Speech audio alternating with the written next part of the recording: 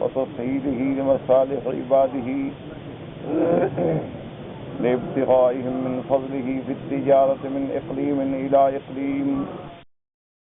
قال تعالى إنه كان بكم رحيما، أي إنما فعل هذا بكم من فضله عليكم ورحمته بكم. مفسر رحمۃ اللہ علیہ سورۃ الاسراء کی ان آیات مبارکہ کی تفسیر بیان فرماتے ہیں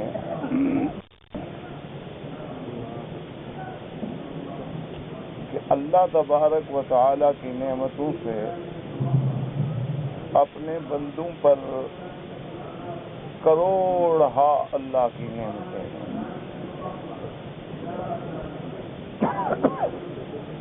جیسا کہ اللہ پاک نے ارشاد فرمایا ہے کہ وَإِن تَعُدُّوا نِعْمَتَ اللَّهِ لَا تُحْصُوهَا، اگر تم اللہ کی نعمتوں کو شمار کرو تو شمار نہیں کر سکتے. تو اللہ تبارک و تعالیٰ کی نعمتوں میں سے اتنی نعمتیں ہیں جن کا تعلق ہمارے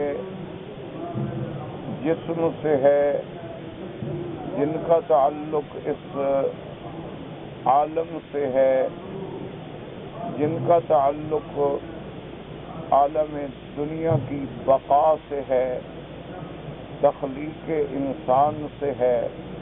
یہ اللہ کی کروڑوں نعمتیں ہیں جن کو کسی حالت میں شمار نہیں کیا جاتا. اور اظہار نعمتوں کا مقصد یہ ہوتا ہے کہ ہر بندہ اللہ کی نعمتوں میں غور کرے، تدبر کرے اور پھر اللہ تبارک و تعالی کی نعمتوں کا شکر ادا کرے.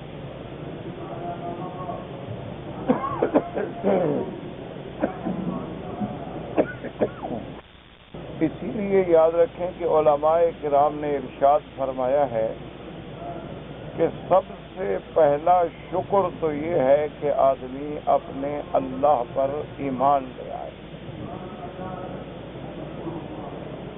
اگر وہ مومن نہیں ہے تو اس کا معنی یہ ہے کہ وہ کافر ہے، کفور ہے، جاہد ہے، منکر ہے، وہ شکر گزار نہیں. کیونکہ اللہ تبارک و تعالیٰ کی ذات پر جب اس کا ایمان ہی نہ ہو، اللہ کی صفات پر جب اس کا ایمان ہی نہ ہو تو شکر کیسے کرے؟ تو سب سے پہلی بات جو شکر میں ہے وہ ہے اللہ پہ ایمان. اسی لیے قرآن مقدس نے ایک دوسرے مقام پہ ارشاد فرمایا ہے اِنَّا هَدَيْنَاهُ السَّبِيلَ اِمَّا شَاكِرًا وَإِمَّا كَفُورًا، کہ اللہ تبارک و تعالی نے ہر پیدا ہونے والے انسان کو دونوں راستوں کی ہدایت فرما دی ہے. دونوں راستے بتلا دیے ہیں کہ یا تم اللہ کے شکر گزار بنو یا پھر اللہ کے تم نہ شکر بنو. تو سب سے پہلا شکر کا مقام یہ ہے کہ اللہ پہ ایمان لے آئے، شکر کریں کہ الحمدللہ اللہ تبارک و تعالی نے ہمیں اپنی رحمتوں سے ایمان کی دولت نصیب فرمائی ہے. تو سب سے پہلا درجہ شکر کا ہی ہے. اب دوسرا درجہ شکر کا ایمان کے بعد کیا ہے کہ اللہ تبارک و تعالی نے جو نعمتیں جس مقصد کے لیے دی ہیں وہ اسی مقصد میں خرچ کی کہ اللہ نے ہمیں کیوں پیدا کیا. اللہ تبارک و تعالی کو کیا ضرورت ہے؟ اللہ تبارک و تعالی تو غنی ہے، اللہ تبارک و تعالی تو صمد ہے، احد ہے، اسے تو کسی کائنات کی چیز کی ضرورت نہیں ہے. ساری مخلوق اللہ کی محتاج ہے اور اللہ تبارک و تعالی کو کسی چیز کی احتیاج نہیں. تو اب اللہ نے خود بیان فرما دیا کہ میں نے یہ مخلوق کیوں بنائی. فرمایا وَمَا خَلَقْتُ الْجِنَّ وَالْإِنسَ إِلَّا لِيَعْبُدُونِ، کہ میں نے جن و انس کو پیدا ہی اس لیے کیا ہے کہ وہ میری عبادت. اللہ تبارک و تعالیٰ نے تخلیق جن و انس کا جو سبب بتلایا ہے، جو وجہ بتلائی ہے، وہ سب سے بڑی سبب یہ ہے کہ اللہ کی عبادت کرے، عبادت گزار کرے۔ اب اگر کوئی انسان اللہ کی عبادت سے روگردانی کرتا ہے تو شکر نہیں، کیونکہ جس کام کے لیے اللہ نے پیدا کیا تھا وہ کام ہم سر انجام نہیں دیا۔ اب اس کی ایک آسان مثال سمجھ لیں کہ کوئی آدمی ایک ملازم رکھتا ہے گاڑی چلانے کے لیے، ڈرائیور رکھتا ہے، تنخواہ طے ہو جاتی ہے، شرائط طے ہو جاتے ہیں، لیکن وہ یہ کہتا ہے کہ میں گاڑی تو نہیں چلاؤں گا، اور کام بتاؤ۔ کہے گا بھی میں نے تمہیں رکھا ہی گاڑی چلانے کے لیے ہے، ڈرائیور رکھا ہے، تم اگر گاڑی نہیں چلاتے ہو تو پھر تمہیں رکھنے کا کیا فائدہ ہے، تمہیں تنخواہ دینے کا کیا فائدہ ہے؟ تو اللہ نے جس مقصد کے لیے ہمیں پیدا فرمایا، اگر ہم اس مقصد کی تعمیل نہیں کر رہے ہیں تو اس کا معنی یہ ہے کہ ہم اللہ تبارک و تعالیٰ کا شکر نہیں کر رہے۔ اس کو مزید علماء کرام نے، مفسرین اعظام نے مزید وضاحت فرمائی ہے کہ اب دیکھیں اللہ نے ہمیں جسم دیا ہے، اللہ نے ہمیں حواس خمس دیے، اللہ نے ہمیں عقل دیا، اللہ نے ہمیں قوت باصرہ سے نوازا ہے، اللہ تبارک و تعالیٰ نے ہمیں قوت سمع سے نوازا ہے، اللہ تبارک و تعالیٰ نے ہمیں حواس عطا فرمائے۔ تو اب ان تمام چیزوں کو اگر ہم اللہ کے حکم پہ خرچ کرتے ہیں تو یہ شکر ہے۔ اللہ نے ہمیں آنکھیں دی ہیں، لیکن آنکھوں کو ہم گناہ میں استعمال کریں تو یہ ناشکری ہے۔ اگر ہم اللہ کی اطاعت میں استعمال کریں تو یہ شکر گزار ہے۔ اللہ نے ہمیں کان دیے ہیں، اگر ہم قرآن سنتے ہیں، ہم دین کی باتیں سنتے ہیں تو یہ معنی شکر کر رہے ہیں اس نعمت۔ اور اگر ہم محرمات سنتے ہیں، گانا سنتے ہیں، منکرات سنتے ہیں تو معنی یہ ہے کہ ہم ناشکری کر رہے ہیں۔ تو اس لیے علماء نے فرمایا کہ اللہ نے ہمیں اعضاء دیے، اللہ نے ہمیں ہاتھ پاؤں دیے، اللہ نے ہمیں عقل دیا، اب عقل کو ہم اگر فرما برداری میں استعمال کریں بھی شکر ہے، اور اگر ہم اللہ کی نافرمانی میں استعمال کر رہے ہیں تو یہ ناشکر۔ اور اس کے بعد پھر ایک درجہ، وہ درجہ یہ ہے کہ آدمی اللہ کی ہر نعمت پر زبان سے بھی شکر، کہ جیسے اللہ نے آپ کو کھانا دیا، آپ نے کہا الحمدللہ الذی اطعمنا، اللہ نے آپ کو پانی دیا، آپ نے فرمایا الحمدللہ الذی اطعمنا وسقانا، اللہ نے آپ کو لباس دیا، آپ نے کہا وکسانا من العرا، اسی طرح اللہ نے آپ کو ٹھکانہ دیا، آپ نے کہا وآوانا۔ تو یہ بھی اللہ کا شکر ہے کہ ہر نعمت پر زبان سے بھی شکر ہے، الحمدللہ رب العالمین۔ اسی طرح آپ دیکھیں، آپ نماز پڑھتے ہیں الحمدللہ رب العالمین، آپ تسبیح کہتے ہیں، آپ تحمید کہتے ہیں، تو ہر نعمت پر اللہ تبارک و تعالیٰ کا شکر ادا کریں۔ اب دیکھیں آدمی حمام میں گیا ہے، اپنے ضروریات سے فارغ ہوا، وہاں بھی اللہ نے حکم دیا کہ میرا حمد کرو، الحمدللہ الذی عافانی عن الاذی غفرانک، اللہ تیرا شکر ہے کہ تو نے ان بلاؤں سے مجھے نجات دی، کیونکہ اگر یہ پیٹ بند ہو جائے تو آدمی کا کیا حشر ہوگا، اگر یہ اخراج نہ ہو تو آدمی کا کیا حشر ہوگا۔ تو اس لیے یہ بھی ایک شکر، تو انسان کو سب سے پہلا شکر اللہ پر ایمان، دوسرا شکر اللہ نے جس مخلوق جس مقصد کے لیے پیدا کیا اس کی تعمیل، اور تیسرا شکر کیا ہے کہ ہر چیز کو اس کے جائز میں لگانا، اور پانچواں درجہ کیا ہے کہ زبان سے بھی شکر۔ اور جب آدمی شکر کرتا ہے تو اللہ کا ایک اور وعدہ سن، فرمایا لئن شکرتم لازیدنکم، اگر تم شکر گزار بنو گے تو میں اپنی نعمتیں اور بڑھا دوں گا، تم جتنا شکر کرو گے میں اور نعمتیں، تم جتنا اللہ کے شکر گزار بنو گے تمہیں اور نعمتیں۔ اب دیکھیں اس سے بڑی کیا نعمت ہو سکتی ہے کہ آپ جس مہینے میں بیٹھے ہیں، شہر محرم الحرام میں، تو کتنی بڑی فضیلت ہے کہ حضور پاک نے ارشاد فرمایا کہ ایک روزہ جو ہے محرم کا، آپ نے فرمایا یکفر السنۃ التی قبلہ، کہ ایک سال جو پہلا گزر گیا اس کے گناہوں کا کفارہ ہو جائے۔ اب اس سے بڑی نعمت ہے کہ ایک دن روزہ رکھو اور ایک سال کے گناہ بخشوا دو۔ اب ایک دن روزہ رکھنے میں کیا ہوتا ہے؟ آپ نے دیکھا نہیں، آج کل نوجوان لڑکے ہیں لڑکی ہیں ڈیٹنگ کرتی ہیں، اپنے باڈی کو شیپ درست رکھنے کے لیے، اپنے حسن کو درست رکھنے کے لیے، اپنے جمال کو درست رکھنے کے لیے مہینوں بھوکے رہتے، کھانا نہیں کھاتے،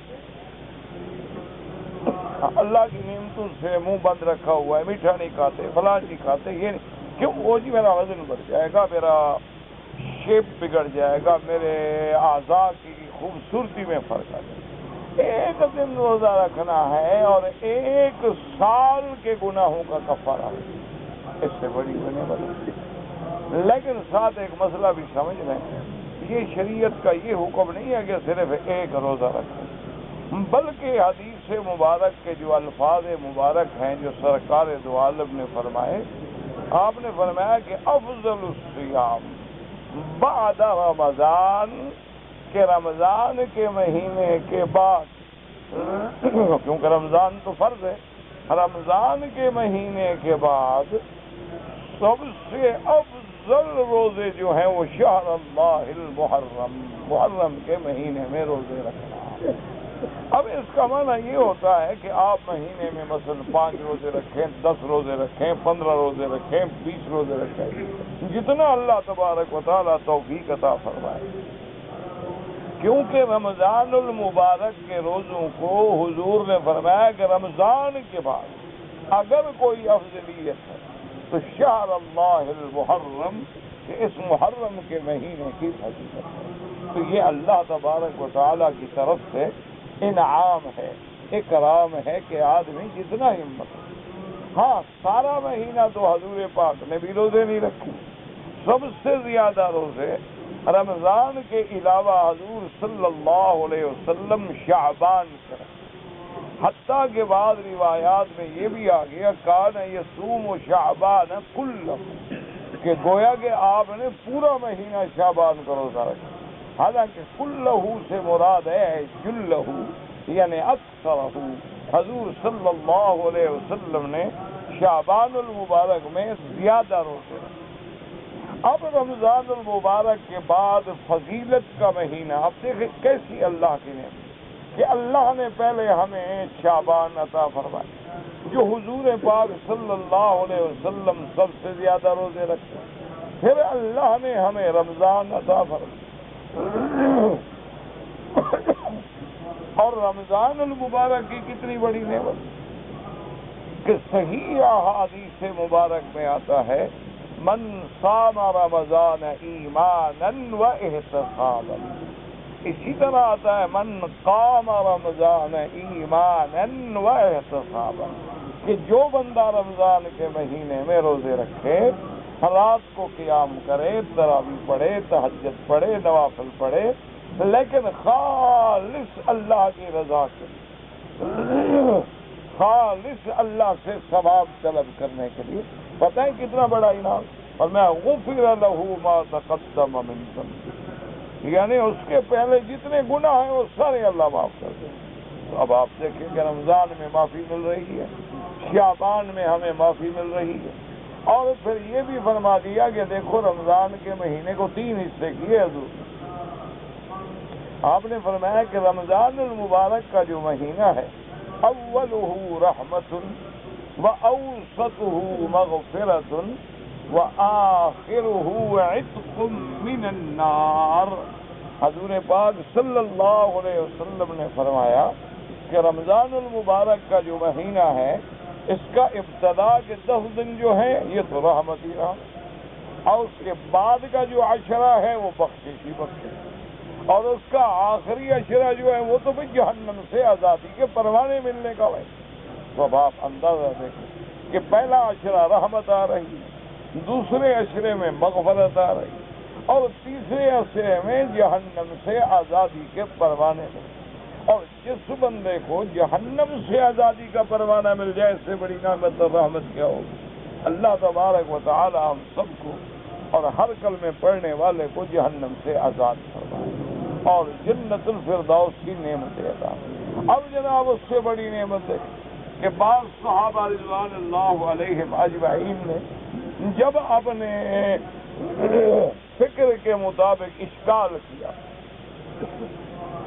انہوں نے کہا کہ یا رسول اللہ صلی اللہ علیہ وسلم، پہلی امتیں جو گزری ہیں تو ماشاءاللہ ان کی عمر 1000 سال، 900 سال، 800 سال، 700 سال، 500 سال، 600 سال، اور حضور کی امت کی عمر جو ہے وہ تو زیادہ سے زیادہ یعنی 60 اور 70، اس سے اوپر تو کوئی قسمت والا جائے گا، ورنہ عام اعمار جو ہیں وہ 60 اور 70 کے درمیان، اس کے تو اتنی چھوٹی عمر۔ یا رسول اللہ، ایک آدمی نے 500 سال نمازیں پڑھی، 500 سال روزے رکھے، 500 سال عبادت کی، 500 سال اللہ کی کتابیں پڑھی، اور ہم لوگوں نے کتنا 20 سال بھی مشکل سے 10-15 سال کھیلنے میں گزر گئے، اس کے بعد جناب پھر بوڑھے ہو گئے، عقل جواب دے گئی، آنکھیں جواب دے گئی، ٹانگیں جواب دے گئی، اب جناب 20-1 سال سمجھ رہے ہیں کہ اگر وہ بھی اللہ توفیق عطا فرمائے، اور اگر اللہ توفیق عطا نہ فرمائے،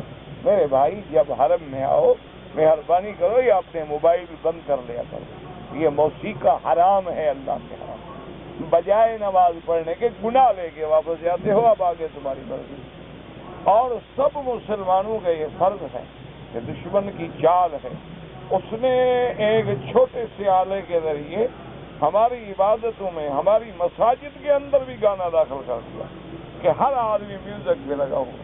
بھئی اگر تمہاری کوئی اتنی بڑی مجبوری ہے، موبائل رکھنا بھی ہے تم نے، تو اس پر وہ گھنٹی لگاؤ جو ٹیلی فون کی گھنٹی ہے، جو ایک جرس ہوتی ہے ٹیلی فون کی عام آواز ہوتی ہے، تم نے اس پر یہ موسیقی بھرا ہوا ہے اور گانے کی دھنیں بھری ہوئی ہیں، اور آدمی نماز میں کھڑا ہے اور ادھر جناب گانا بج رہا ہے، آدمی سجدے میں ہے اور نعوذ باللہ ادھر گانا بج رہا ہے۔ اس لیے میرے بھائی اس بات کا خیال رکھیں کہ اللہ کے گھر میں آنے والے اگر آپ جانتے ہیں تو اس کو آپ وائبریشن پہ رکھ دیں، اگر آپ نہیں جانتے ہیں اس کو بند کر دیں۔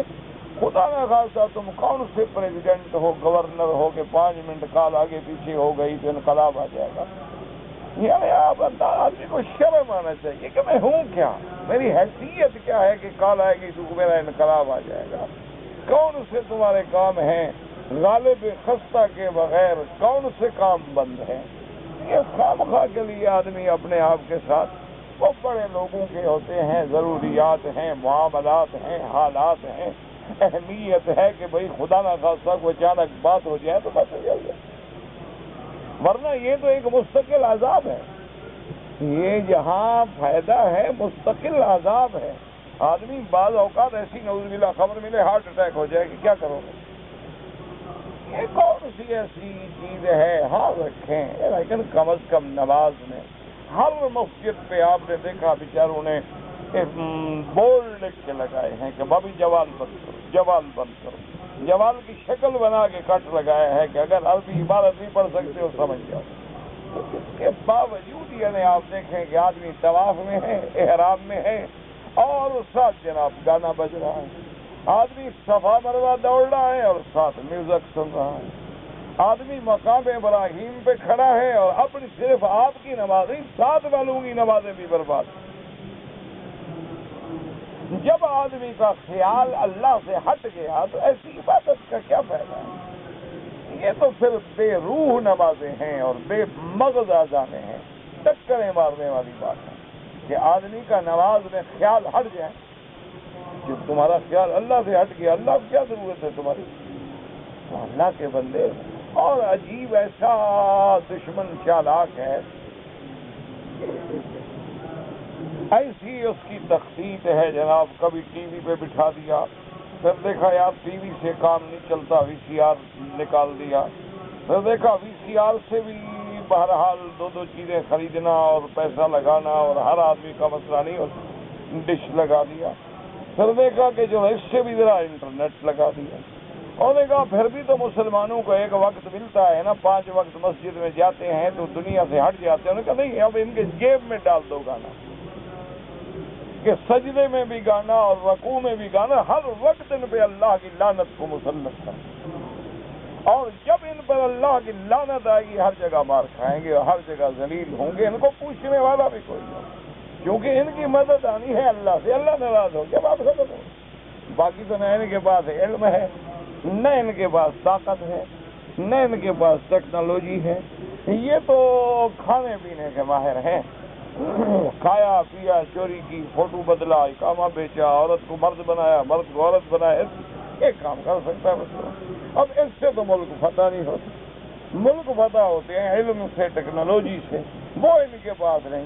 ہاں ایک سہارا ہے کہ جب یہ مجبور ہو کے روتے ہیں تو اللہ کی طرف سے مدد آ جاتی ہے. اب ان کو اللہ سے دور کر دو. جب یہ اللہ سے دور ہو جائیں گے پھر ان کو مارو آرام سے، ان کی چمڑی ادھیڑ دو، ان کو رونے والا بھی کوئی نہیں ہوگا.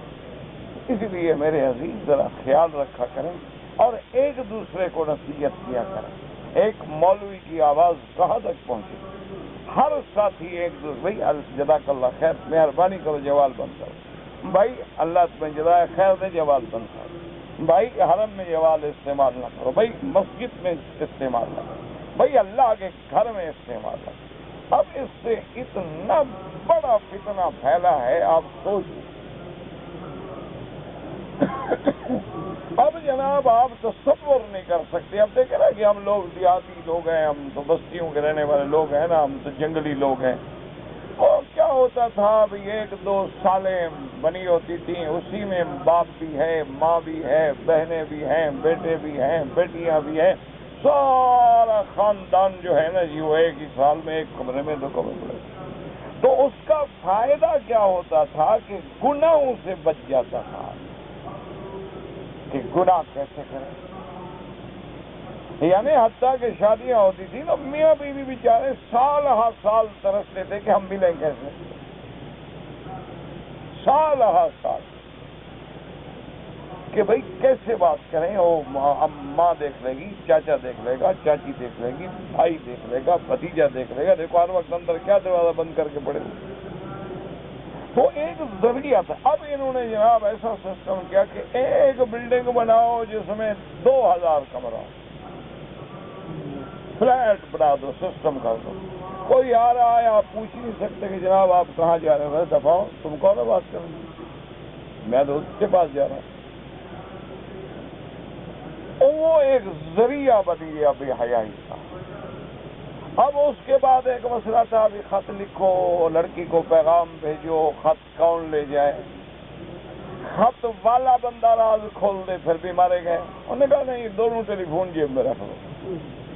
نہ قاصد کی ضرورت ہے نہ بھیجنے والے کی ضرورت ہے. آدمی گھر سے نکلا ڈیوٹی کے لیے، اس نے فون کیا، خامد جا رہا ہے، تم تشریف لے آؤ. اور ڈیوٹی پہ پہنچا، تسلی بھی کر دی، کیا ہے خیریت سے پہنچ گیا دفتر میں، ماشاءاللہ ٹھیک ہے نا طبیعت، تکلیف تو نہیں، تسلی ہوگی کہ وہاں بیٹھا ہوا، اب اطمینان سے بیٹھا. یہ اتنا بڑا اللہ کا عذاب ہمارے گلوں میں ڈالا گیا ہے، جس کو آپ سوچ ہی نہیں. انا للہ و انا الیہ راجعون. دعا کریں کہ اللہ تبارک و تعالی مسلمانوں کو ہر قسم کے ظاہری، باطنی اور روحانی، نفسانی، جسمانی عذابوں سے محفوظ رکھے. اللہ تبارک و تعالی ہماری حفاظت کرے. ورنہ آدمی، یعنی آپ دیکھیں میں کعبۃ اللہ میں بیٹھا ہوں. اب میں آج اخبار پڑھا تھا، میرا تمہیں طبیعت ٹھیک نہیں تھی، ابھی تک مجھے سمجھ نہیں آ رہی میں کیا پڑھا رہا ہوں. 2 بچیاں، ایک کی عمر 5 سال، ایک کی 8 سال. 2 بچیاں ہیں، عمر کتنا ہے؟ 5 سال 8 سال. گھر سے باہر کھیل رہی ہیں، پکڑ لیا، اس سے برائی کی گئی اور ان کو مار دیا گیا. آپ کیا خیال کرتے ہیں وہ ایسے کون سے ایسے درندے ہوں گے، کون سا ایسا جانور ہوگا جو 5 سال کی بچی سے بچے گی اور پھر گولی مار دے. انا للہ و انا الیہ. اور پھر کہتے ہیں جی مسلمانوں پہ عذاب آ رہے ہیں. یہ کسی ہندو کے ملک میں نہیں ہوا، مسلمان کے علاقے میں. لڑکی ہے بھی مسلمان، اور یہ جرم کرنے والے بھی مسلمان۔ انا للہ و انا الیہ راجعون۔ اس لیے جناب مسئلہ سمجھیں کہ اللہ نے جب صحابہ نے سوال کیا کہ یا رسول اللہ صلی اللہ علیہ وسلم ہماری تو عمر ساری 60 سال، تو ہم کیسے اتنا عبادت کریں؟ ہماری عبادت اتنی محدود ہے، اتنی عمر محدود ہے، اور کہاں سے 100 سال اور کہاں سال جو اللہ تبارک و تعالی نے حضور صلی اللہ علیہ وسلم کی امت پہ اپنی نعمتوں کا اظہار فرمایا۔ اللہ نے فرمایا کہ میرے نبی، میرے پیارے حبیب صلی اللہ علیہ وسلم، آپ امت کو خوشخبری دے دیں کہ بالکل نہ گھبرائیں، میرے خزانے رحمت کے بھرے ہوئے۔ اور فرمایا کہ ایک رات ہے لیلۃ القدر، ایک رات کی عبادت خیر من 1000 شہر، 1000 مہینے سے بہتر۔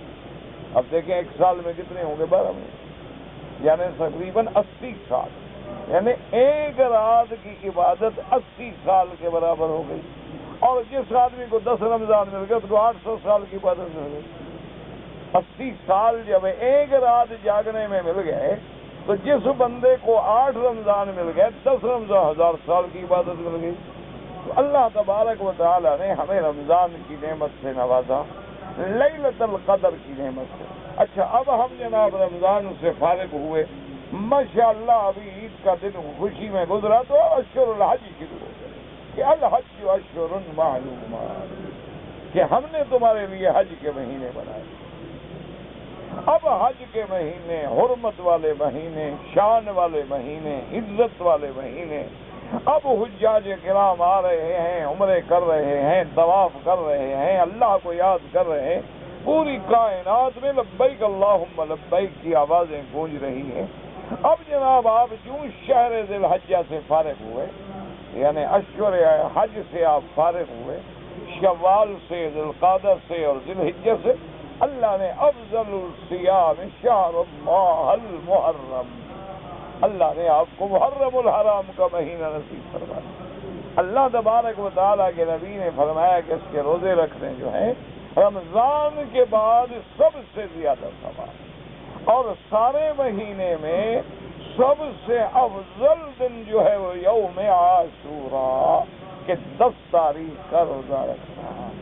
یہ 10 تاریخ کا روزہ رکھنا جو ہے، یاد رکھیں کہ اس کا جیسے ہمارے بعض لوگ جن کو علم نہیں ہے وہ سمجھتے ہیں اپنے دماغوں میں کہ یوم عاشوراء محرم کا معنی حضرت حسین کی وجہ سے روزہ ہے، تو یہ جہالت کی بات۔ اصل بات یہ ہے کہ میرے محبوب جب مدینہ میں تشریف لے آئے تو یہود جو ہیں وہ روزہ رکھتے، حضور پاک صلی اللہ علیہ وسلم نے یہود سے پوچھا کہ لم تصومون یوم عاشوراء، یہ 10 محرم کو تم کس بات کا روزہ رکھتے؟ تو انہوں نے کہا کہ یا رسول اللہ صلی اللہ علیہ وسلم، یوم عاشوراء وہ ہے کہ جس دن اللہ نے سیدنا موسیٰ علیہ السلام کو نجات دی، اور جس دن دشمن خدا، دشمن انبیاء، دشمن دین فرعون کو اللہ نے اس کے کبر و غرور و جنود کے ساتھ دریا میں غرق کر دیا۔ تو ہم اس خوشی میں، اللہ کی اس نعمت کے شکر میں، سیدنا موسیٰ علیہ السلام کی نجات کی وجہ سے، ان کی کامیابی کی وجہ سے اس دن روزہ۔ حضور نے فرمایا نا حق بموسیٰ منکم، کہ موسیٰ علیہ السلام کے ساتھ تو میرا زیادہ تعلق ہے کیونکہ میں بھی اللہ کا نبی، موسیٰ علیہ السلام بھی اللہ کے نبی، میں بھی اللہ کا رسول، موسیٰ علیہ السلام بھی اللہ کے رسول، پھر اولو العزم من الرسل کلیم اللہ ہے، تو میں زیادہ حضور نے حکم دیا کہ روزہ رکھو۔ اور ساتھ حضور پاک نے صلی اللہ علیہ وسلم نے یہ بھی فرما دیا، یاد رکھو، آپ نے فرمایا کہ صوموا یومن قبلہ او یومن بعدہ، کہ یاد رکھو تاکہ یہودیوں کی مخالفت ہو، کیونکہ 10 تاریخ کو تو یہودی روزہ رکھتے، تو اگر ہم رکھیں گے تو ایک شبہ ہو سکتا ہے کہ بھئی یہ تو وہی عبادت کر رہے ہیں جو یہود عبادت کرتے ہیں۔ تو حضور صلی اللہ علیہ وسلم نے ارشاد فرما دیا کہ جو آدمی یوم عاشوراء کا روزہ رکھے تو اس کے لیے افضل یہ ہے کہ ایک دن پہلے روزہ رکھے یا ایک دن بعد میں۔ لیکن اس میں بھی یاد رکھیں کہ محدثین نے اور علماء نے علیہم رحمت اللہ اجمعین نے لکھا ہے کہ حضور نے یہ بھی فرمایا تھا کہ اگر اگلا سال مجھے اللہ نے نصیب فرمایا تو میں 9 کو بھی روزہ رکھوں گا یوم التاسع و یوم العاشر، 9 کو بھی روزہ رکھوں گا اور 10 کو بھی روزہ رکھوں گا۔ تو اس لیے محدثین علماء فرماتے ہیں کہ افضل یہ ہے کہ آدمی 9 اور 10 کا روزہ رکھے، کیونکہ 10 کا روزہ تو حضور پاک نے رکھا اور 9 کے روزے کی حضور پاک نے تمنا فرمائی، ارشاد فرمایا کہ اگر اگلا سال میری زندگی رہی تو میں 9 کو بھی روزہ رکھوں، تو لہذا 9 اور 10 رکھنا جو ہے وہ افضل ہے۔ لیکن اتفاق ہے کہ ایک آدمی 9 کا روزہ نہیں رکھ سکا، نیند نہیں کھلی، موقع نہیں ملا حالات میں سے، تو وہ 10 اور 11 کا روزہ رکھے تاکہ 2 روزے ہو جائیں اور یہود سے مخالفت بھی ہو جائے۔ لیکن ایک بات یاد رکھیں کہ یہود کی مخالفت کے کئی مقام پہ حکم ہے، لیکن معنی کو سمجھا کریں۔ یہود کی مخالفت کا یہ معنی نہیں کہ مثلا اگر یہود جو ہیں جو کام بھی کریں ہم اس کی مخالفت کریں، یہ معنی نہیں ہوتا۔ معنی یہ ہوتا ہے کہ وہ کام جس کو یہود عبادت سمجھ کے کرتے ہیں، جس کو یہود عبادت سمجھ کے کرتے ہیں، ہم اس میں مخالفت کریں، کیونکہ اللہ نے ہمیں کامل دین عطا کیا۔ آپ نے فرمایا کہ او مشوارب وعقلھا، آپ نے فرمایا مسلمانوں کہ تم اپنی مونچھیں جو ہیں وہ تم مڈائے کٹایا کرو اور داڑھی جو ہے بڑھایا کرو، خالف الیہود، یہود کی مخالفت کرو۔ تو اللہ تبارک و تعالیٰ کے نبی نے حکم دی۔ اچھا، اب یہودیوں نے داڑھی رکھنی شروع کر دی تو مخالفت کا معنی یہ تھوڑا کہ ہم اس طرح پھروا دیں۔ تو بات کو سمجھیے، مخالفت کے معنی کو سمجھیے۔ اب یہودیوں کو تو بڑی بڑی داڑیاں ہوتی، یہودیوں کو تو ہر یہودی کی داڑھی ہوتی ہے، تو مسلمان کو بوجھ لگتا ہے نا داڑھی رکھنا کا۔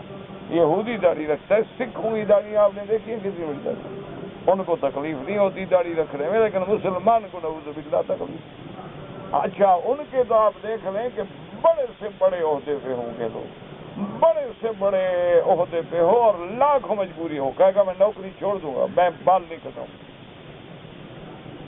وہ سکھ ہے، کافر ہے، ان کے ہیں یعنی اصول ہوتے ہیں، ان کے 5 ککے مشہور ہوتے ہیں کہ ہر سکھ جو ہے اس کے پاس کچھا بھی ہوگا، کرپان بھی ہوگا، کڑا بھی ہوگا، کیسو بھی ہوں گے۔ تو اب ان کے ایک چیز شامل ہے، بڑے بڑے بال رکھیں گے، بڑی بڑی پگڑیاں باندھیں گے، مجال ہے کہ ان کو اچھا وہ کمشنر ہے، وہ گورنر ہے، وہ آئی جی ہے، وہ ڈی آئی جی، وہ کہیں جی نوکری ہوگا کہ نوکری چھوڑ دوں گا، میں اپنی عادت میں اپنا لباس کیوں بدلتا ہوں۔ لیکن مسلمان سے کوئی کہہ دے کہ بھئی ہم تو نوکری دیں گے، داڑھی مڈانی ہو کہ جناب ہم میں ابھی مڈا کے آ جانا۔ آپ نوکری کی بات پکی کریں، داڑھی کا کیا فرق پڑتا ہے؟ یہ تو ایک سیفٹی، ایک ریزر کی مار بھی نہیں ہے، یہ تو ابھی میں صاف کرا دیتا ہوں۔ تو اس لیے ہمیشہ یاد رکھیں کہ مخالفت یہود کا معنی یہ نہیں ہوتا۔ اب یہود روٹی کھاتے ہیں، آپ مخالفت بنا اب روٹی نہ کھائیں۔ یہودی پانی پیتا ہے، مخالفت کرے مانا پانی پینا چھوڑ دیں۔ یہودی ہوائی جہاز استعمال کرتے ہیں، مخالفت کا مانا ہوائی جہاز میں نہ چڑھیں۔ یہودی ٹرین پہ بیٹھتے ہیں، ہم گاڑی پہ بیٹھنا چھوڑ دیں۔ وہ گاڑیاں چلاتے ہیں، کار چلاتے ہیں، ہم چلانا چھوڑ دیں۔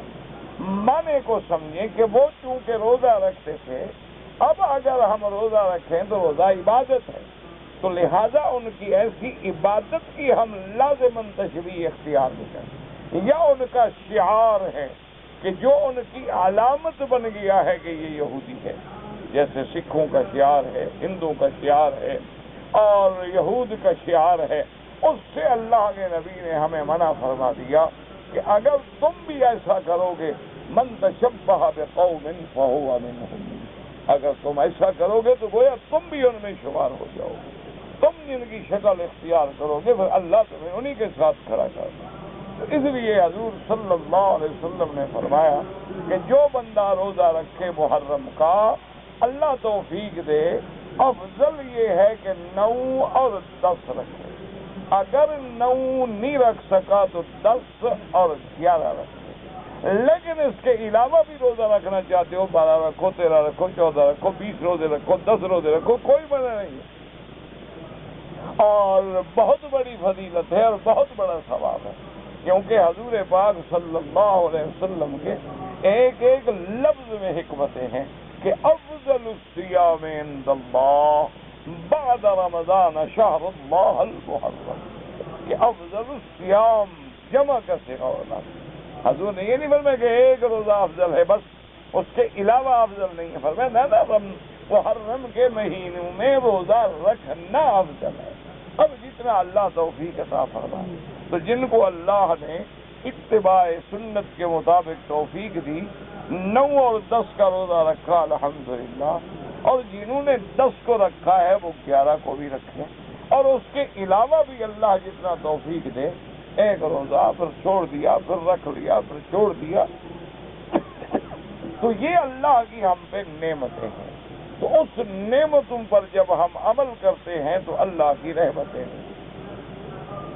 اسی لیے اب دیکھیں کہ یہ سارے بخشش کے مہینے ہیں، اللہ تبارک و تعالی نے ارشاد فرما دیا، فرمایا لئن شکرتم لازیدنکم ولئن کفرتم ان عذابی لشدید، اگر تم شکر کرو گے تو میں اور نعمتیں بڑھا دوں، جتنا شکر کرو گے میں اور نعمتیں بڑھا دوں۔ اللہ نے تمہیں پیسہ دیا ہے، اللہ نے تمہیں نعمت عطا فرمائی۔ میں چند دن پہلے 4-5 دن پہلے کی بات ہے، ایک اخبار پڑھ رہا تھا، اس میں میرا ایک دوست ہے، لکھنے والا بھی میرا دوست ہے، اس نے ایک واقعہ لکھا کہ ایک بہت بڑا سیٹ تھا، یعنی ماشاءاللہ وہ کروڑوں میں کھیلنے والا آدمی، وہ ایک دن بہت بڑی کوٹھی تھی اور کوٹھی کے آگے لان تھا اور لان میں باقاعدہ پھول اور یہ اور وہ لگے ہوئے تھے، وہ ایک دن اتفاق سے آیا لان دیکھنے کے لیے، اور غریب مالی تھا بیچارہ، نوکر تھا، ملازم تھا، پھولوں کو پانی لگا رہا تھا، تو ربڑ کا پائپ لے کے وہ پانی لگا رہا تھا، اس کو پتا نہیں کبھی میرا ادھر سے وہ مالک بھی آ رہا ہے، اس غریب نے ایسے جو کیا نا پائپ، تو سیدھا پانی جو ہے اس کے کپڑوں پہ گیا، اور وہ سوٹ وغیرہ پہن کے کسی اہم کام کے لیے نکل کے جا رہا تھا، تو جب اس کے کپڑوں پہ پانی گرا تو وہ تو جناب سخت ناراض، یہ تم نے اسے کہا میں نے آمدن نہیں کیا، میرا اللہ جانتا ہے، یا آپ کے کپڑوں پہ پانی ڈال کے مجھے کیا مل جائے گا، اس میں میرا کیا فائدہ ہو جائے گا؟ وہ نے کہا نہیں تم نے آمدن میری بیچ دی، بہرحال ڈانٹا، گالیاں دی، اور اس کے بعد اپنے مینیجر سے کہا صاحب کو اس مالی کو نکال چلا گیا، وہ ایک ملازم ہے، غریب ملازم ہے، اس کی کیا ہے بیچارے۔ اب جناب اتفاق ایسا ہوا کہ چند دن گزرے، یعنی زیادہ سے زیادہ 15-20 دن گزرے کہ کاروبار کے ایک سودے میں گھاٹا آ گیا، اور 20 دن گزرے ایک اور کاروبار میں گھاٹا آ گیا، اور مہینہ گزرا اور کاروبار میں گھاٹا آ گیا، یعنی کوئی 4-5-6 مہینے میں نتیجہ یہ نکلا کہ وہ فیکٹری گئی، کارخانے گئے، دولت گئی، پیسے گئے، اور پریشانیاں اور بیماریاں اور مقدمات میں الجھا، اور گھر میں ابا کی صرف کوٹھی بچ گئی کہ اس کو بیچ کے کھا جاؤں۔ اب حیران، سمجھ نہیں آ رہی کیا ہو۔ اس کو کسی اللہ کے بندے نے بتایا کہ فلاں جگہ ایک بزرگ رہتے ہیں، اللہ والے ہیں، اور وہ کوئی لالچی والچی کاروباری قسم کے فنکار آدمی نہیں ہے، وہ اللہ والا ہے، صحیح مانے، اس کے پاس جاؤ دعا کے لیے۔ وہ ان کی خدمت میں گیا، انہوں نے کہا میں بھی دعا کروں گا، تم بھی اپنے اللہ کے آگے توبہ کرو، استغفار کرو، اور یہ کلمات مبارک ہیں جو اللہ کے اسماء ہیں، ان کو پڑھا کرو اور اس کے بعد اللہ سے معافی مانگا کرو۔ اس نے پڑھنا شروع کیا تو ایک دن وہ غنودگی میں ہے، خواب کی کیفیت میں ہے، کیا دیکھتا ہے کہ ایک بندہ آتا ہے، اس کے سامنے کھڑا ہے کہ جناب میرے ساتھ یہ ہو گیا یہ۔ اس نے کہا تمہیں یاد ہے وہ ایک مالی کو تم نے نکالا تھا؟ انہوں نے کہا بس اس غریب کی وجہ سے تو تمہیں ہم رزق دے رہے تھے، تم نے اس کا بند کیا، ہم نے تمہارا بند کیا۔ اور ایک غریب جو تمہارے گھر میں روٹی کھاتا تھا نا، اس کے رونے پر، اس کی نمازوں پر، اس کی دعاؤں سے تمہیں ہم رزق دے رہے تھے، تم نے اس کا رزق بند کیا، اللہ نے تیرا بند کر بس اب جاؤ۔ او جناب بیچارہ اٹھا، بھاگا اور اس علاقے میں گیا جہاں کا وہ مالی تھا۔ ڈھونڈتے ڈھونڈتے نہ مالی ملا نہ کچھ ہوا، وہ خود مر گیا، بچوں نے مکان بیچ دیے، کرائے پہ بیٹھا۔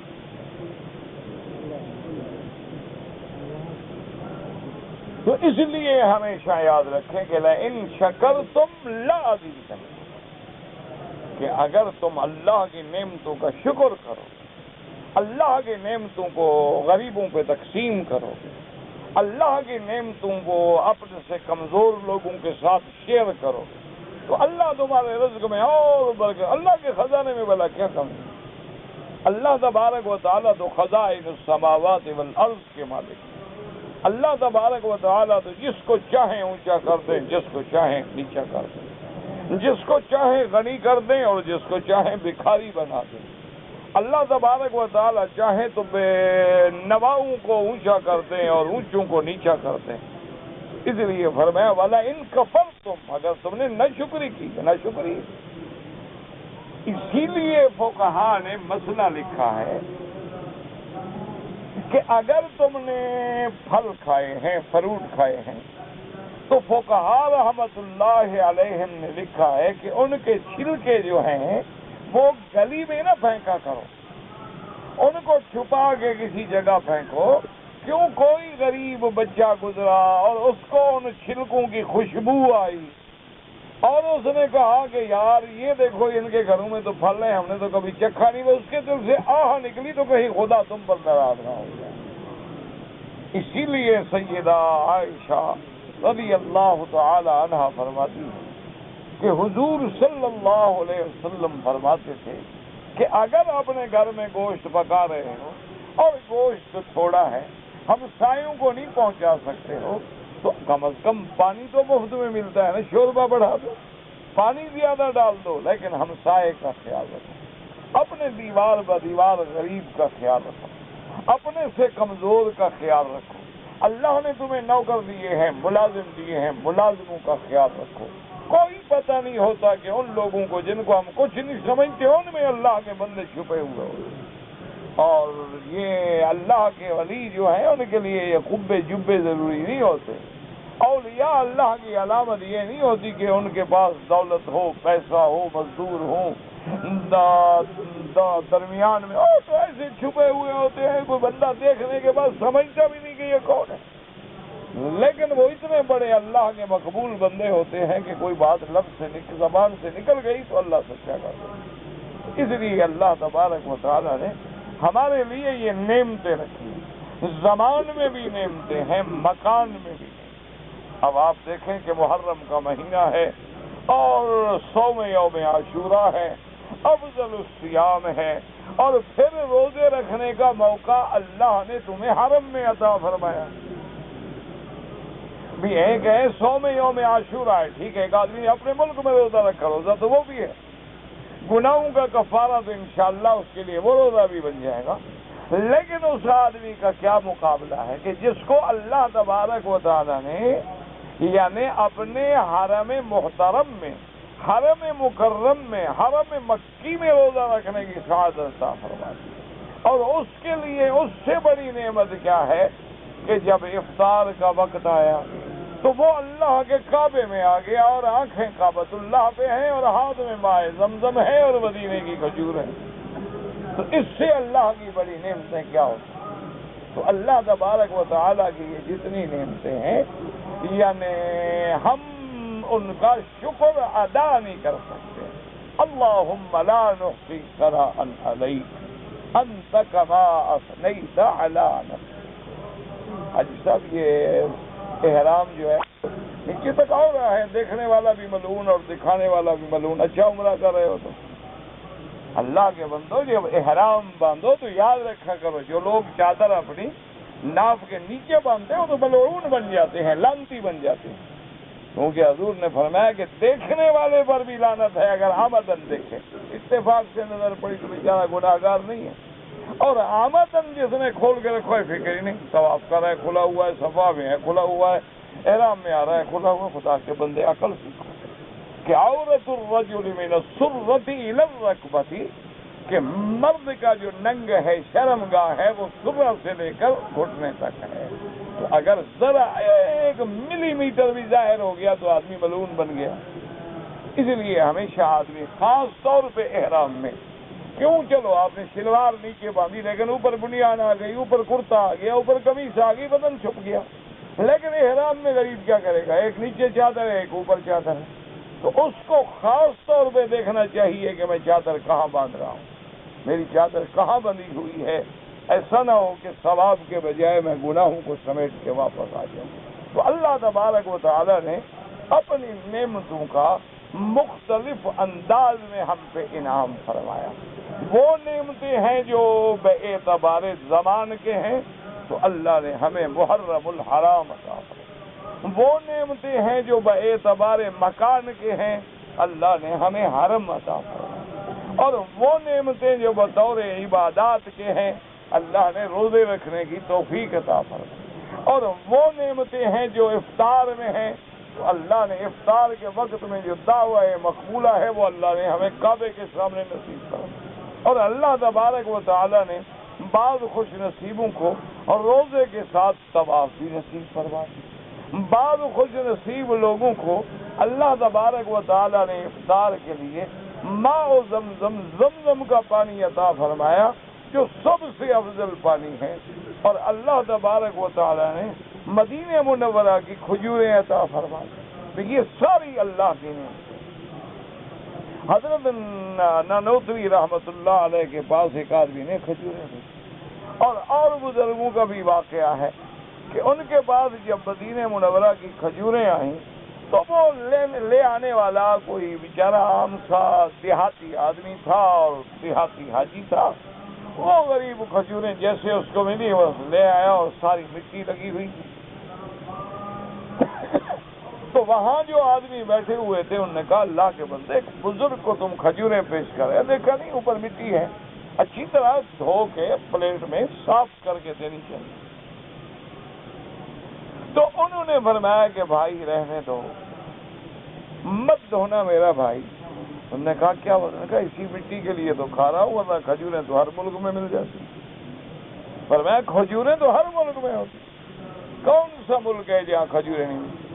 اور اعلیٰ سے اعلیٰ کھجوریں، وہی مدینے کی مٹی کی وجہ سے تو کھا رہا ہوں کہ مدینے کی کھجوریں ہیں، اور پھر ان پہ مدینہ پاک کی مٹی لگی ہوئی، تو اگر میں وہ یہ کھجوریں استعمال کروں تو اسی مٹی کی وجہ سے تو کر رہا ہوں، اور اس کو اگر تم ہٹا دو گے، لیکن یاد رکھنا آج کل ان مصروف عمل نہ کرنا، آج کل مٹی کے بجائے سپرے ہوتا ہے اوپر، وہ مدینے کی مٹی نہیں ہوتی، زہر ہوتی ہے اوپر، وہ مکھیاں مارنے کے لیے اور مچھر مارنے کے لیے سارا دن سپرے کرتے رہتے ہیں۔ انشاءاللہ اللہ کی رحمت سے اگر نہیں دو گے تو فی امان اللہ۔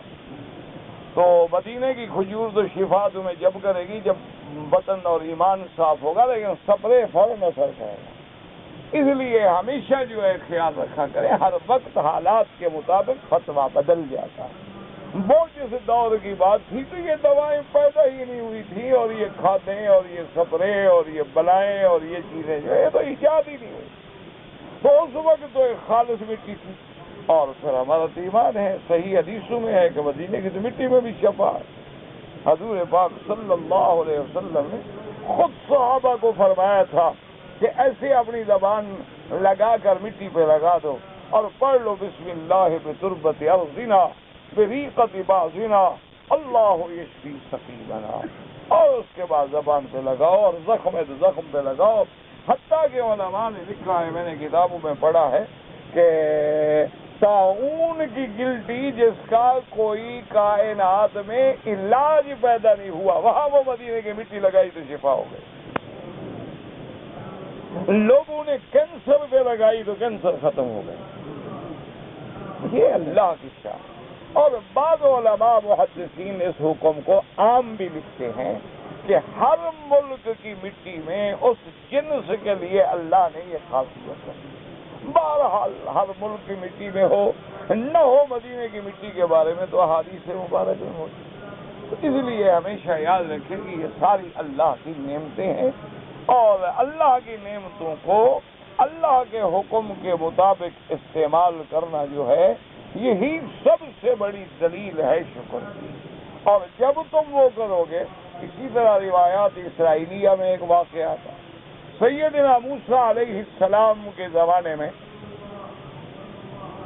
ایک آدمی نے آ کے حضرت موسیٰ علیہ السلام سے درخواست، اس نے کہا کہ یا کلیم اللہ، اللہ کے نبی، اللہ نے مجھے اتنی نعمتیں دی ہیں، اولاد دی، بیویاں دی، گھر دیے، مال دیے، دولت دی، کہ اب تو مجھ سے اپنی دولت اور نعمتیں سنبھالی نہیں جاتی، بس آپ مہربانی کر کے دعا کر دیں کہ اللہ بس میں راضی ہوں، مجھے جو ملا ہے یہ مجھ سے واپس نہ لے، بس اور مجھے نہیں چاہیے۔ تو موسیٰ علیہ السلام نے کہا اللہ عالم روایت صحیح ہے یا غلط ہے، کیونکہ اسرائیلی روایات کا بھروسہ کوئی نہیں ہوتا، کیونکہ سب کا کتابوں کی روایتیں ہیں، کون ڈھونڈے اس کو؟ ہاں اگر ہمارے کتاب و حدیث کے موافق ہیں تو ہم لے لیتے۔ تو حضرت موسیٰ علیہ السلام نے عرض کیا تو اللہ نے فرمایا کہ موسیٰ میرے بندے سے کہہ دو کہ تم میری نعمت میں شکر کرتے ہو، اور جب تک تم شکر کرو گے تو میں تو اور نعمتیں بڑھاتا چلے جاؤں گا، تو تم اگر شکر کرنا بند کر دو گے تو میں بھی نعمتیں بند کر دوں، کیونکہ لئن شکرتم لأزیدنکم ولئن کفرتم ان عذابی لشدید، کہ اگر تم اللہ کی نعمتوں پہ شکر کرو گے تو موسیٰ علیہ السلام نے فرمایا کہ بھائی تم تو اللہ کا شکر کرتے ہو، تو جب تک شکر کرو گے نعمتیں اور ملیں گی، تو یا تو شکر بند کرو۔ اس نے کہا جی پھر میں اللہ کا شکر تو نہیں بند کروں، مجھے نعمتیں ملے نہ ملے لیکن شکر اللہ کا نہیں کروں۔ اسی لیے اللہ نے سیدنا داؤد علیہ السلام کو بھی حکم دیا، فرمایا اعملوا آل داؤد شکرا، کہ آل داؤد میرا شکر ادا کرو۔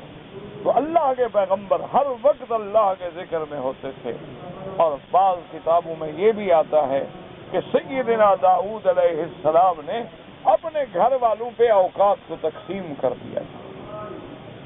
گھر میں 10 آدمی ہیں، انہوں نے فرمایا دیکھو بھائی 24 گھنٹے ہیں، سوا 2 گھنٹے لے لو، ایک بندہ ہر وقت اللہ کی عبادت میں رہے، وہ اٹھے اور دوسرا لگ جائے، وہ اٹھے اور تیسرا لگ جائے، تاکہ کوئی گھڑی ایسی نہ گزرے کہ میرے گھر میں اللہ کا شکر نہ ہو اور میرے گھر میں اللہ کا ذکر ہو۔ اسی طرح بعض علماء نے اپنے مدرسوں میں بھی ماشاءاللہ اہتمام کیا ہوا ہے کہ ایسا انتظام رکھا ہے کہ ایک بچہ قرآن پڑھ رہا ہے، وہ اٹھے گا، دوسرا بیٹھ جائے گا، تیسرا بیٹھ جائے گا، تاکہ 24 گھنٹے قرآن چلتا ہے، 24 گھنٹے حدیث رسول اللہ پڑھائی ہے، 24 گھنٹے میں کوئی نہ کوئی بچہ جو ہے وہ اعتکاف میں بیٹھا ہوا ہے۔ تو نتیجہ اس کا یہ نکلتا ہے کہ جب وہ اللہ کے شکر کرتے ہیں، اللہ تبارک و تعالیٰ کی نعمتوں کا احساس کرتے ہیں، تو اللہ تبارک و تعالیٰ ان کو اپنے خزانہ غیب سے عطا فرماتے ہیں۔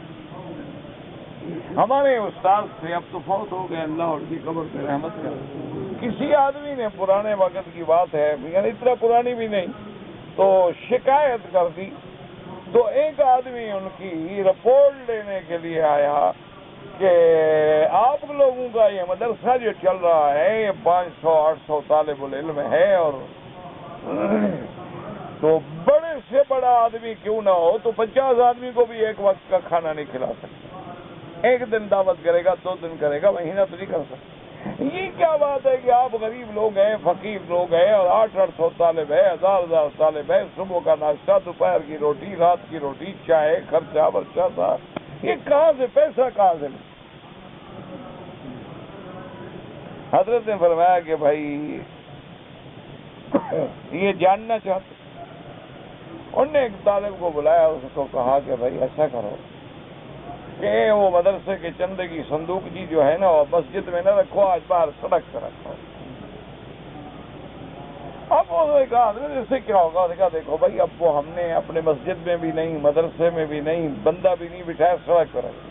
شام کو کہا کہ لے آؤ، لے آئے، کھولو تو ماشاءاللہ اس میں سینکڑوں روپے پڑے۔ اور میں بتاؤ کس نے دیا ہے؟ کمالوں کو ذکر کر ہم آپ کو کیسے بتائیں کہ ہمیں کون دیتا ہے؟ جب اس میں دینے والے نے کوئی نام لکھا ہے کہ ہم ریکارڈ بنائیں؟ انہوں نے کہا کہ نہیں۔ انہوں نے کہا بتاؤ ہم بھی لکھ دیتے حال خیر کہ بھی کوئی خیر والا دے گیا، خلاص السلام علیکم۔ اللہ تبارک و تعالیٰ تو جانتے ہیں نا کہ دینے والا کون، اس لیے اللہ نے وعدہ فرمایا ہے کہ جب تم میری نعمتوں پر شکر کرو گے تو اللہ ہمیں اور زیادہ سے زیادہ نعمتیں عطا فرمائیں گے۔ دعا کریں کہ اللہ ہمیں شکر کی توفیق عطا فرمائیں اور اللہ تبارک و تعالی ہدایت کے اور رحمت کے فیصلے فرمائیں۔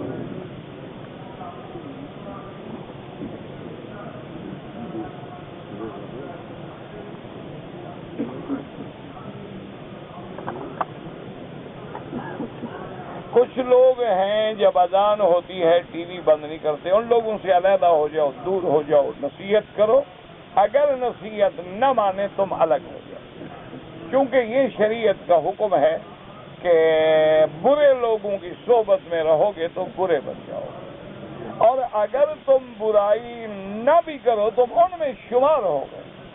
مقصد ہے شرابیوں کے ساتھ رہتے، شراب نہیں پیتے ہو لیکن شرابی شمار ہے۔ تو اس لیے حکم ہے کہ اگر تمہارے ساتھی جو اتنے نعوذ باللہ بے حیا ہیں کہ اذان کے ٹائم کا بھی خیال نہیں کرتے، ان کو نصیحت کرو، سمجھاؤ، ہدایت کرو، 1 دفعہ 2 دفعہ 3 دفعہ، نہیں مانتے فوراً علیحدہ ہو جاؤ۔ ایسے لوگوں کی صحبت میں رہنا جو ہے وہ بہت خطرناک ہے۔ ایک بستی پہ اللہ نے حکم دیا ملائکہ کو عذاب، تو ملائکہ نے عرض کیا کہ یا رسول اللہ ان فیہا رجلا، اس بستی میں تو ایک بندہ ہے جو 24 گھنٹے آپ کا ذکر کرتا ہے، اس کے بارے میں کیا فرق؟ اللہ نے حکم دیا اس پر بھی عذاب کر۔ یا اللہ وہ تو تیرا عابد بندہ ہے، کبھی نافرمانی نہیں کی۔ اللہ نے فرمایا خود تو نافرمانی نہیں کی لیکن نافرمانوں کے درمیان میں رہتا ہے اور ان کی نافرمانی کو دیکھ کر اس کی پیشانی پہ کبھی پل بھی نہیں پڑا، تو ایسے آدمی پر بھی عذاب کرے۔ اس لیے ہمیشہ یاد رکھیں کہ برے لوگوں کی صحبت سے بچو۔ کہتے جی کہ حدیث میں آتا ہے کہ جب بندہ مر جاتا ہے، اذا مات ابن آدم انقطع عمله الا عن 3، حضور نے فرمایا جب آدم کی بیٹا مر جاتا ہے تو اس کے اعمال بھی مر جاتے ہیں۔ کیا معنی؟ نماز پڑھتا تھا، نماز ختم، روزہ رکھتا، روزہ ختم۔ آپ نے فرمایا 3 چیزیں ہیں جو باقی رہتی ہیں۔ انہوں نے فرمایا صدقۃ جاریۃ، یا اس نے اپنی زندگی میں کوئی ایسا خیرات کا انتظام کر دیا، مسجد بنا دی، مدرسہ بنا دیا، نل لگا دیا، کنواں لگا دیا، لوگ پانی جب تک پیتے رہیں گے ثواب جاری رہے گا۔ اور فرمایا وہ علم ينتفع به، یا وہ شخص عالم تھا، اس نے لوگوں کو علم پڑھا دیا تو جب تک آگے علم پھیلتا رہے گا اس کو ثواب ملتا رہے گا۔ اور فرمایا او ولد صالح يدعو له، یا اس کی اولاد صالح تھی کہ والد کے مرنے کے بعد وہ ہر وقت دعائیں کر رہے ہیں، ربنا اغفر لي ولوالدي وللمؤمنين رب ارحمهما كما ربياني صغيرا۔ تو اس کی اولاد صالح جو اس کے لیے دعا کری تو یہ بھی صدقہ جاری۔ اب وہ کہتے ہیں جی کیا ہم اولاد صالح ہو سکتے ہیں؟ کیوں نہیں ہو سکتے؟ کس نے کہا ہے تمہیں کہ صالح نہ بنو، برے بنو؟ صالح بن جاؤ، اپنی والدین کے لیے دعائیں کرو۔ اب یہ معنی تو نہیں ہے ہر برا جو ہے وہ صالح بن سکتا، ہر گناہ گار جو ہے وہ عابد بن سکتا، ہر گناہ گار جو ہے وہ اولیاء اللہ بن سکتا ہے۔ بات تو یہ ہے کہ توبہ کرو، برائی کو چھوڑ دو، اچھے کام کرو، اپنے والدین کے لیے اعمال صالحہ کرو۔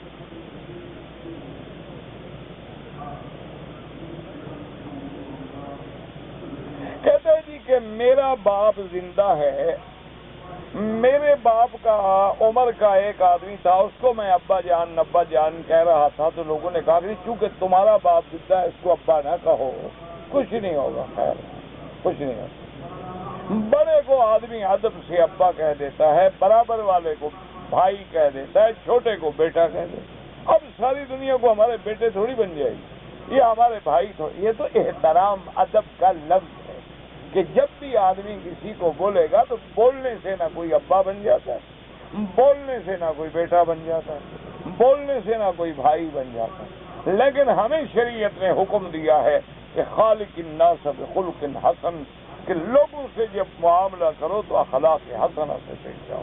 کوئی فرق نہیں پڑتا ہے، کسی کو ابا کہنے سے تمہارا ابا نہیں ہو جائے گا۔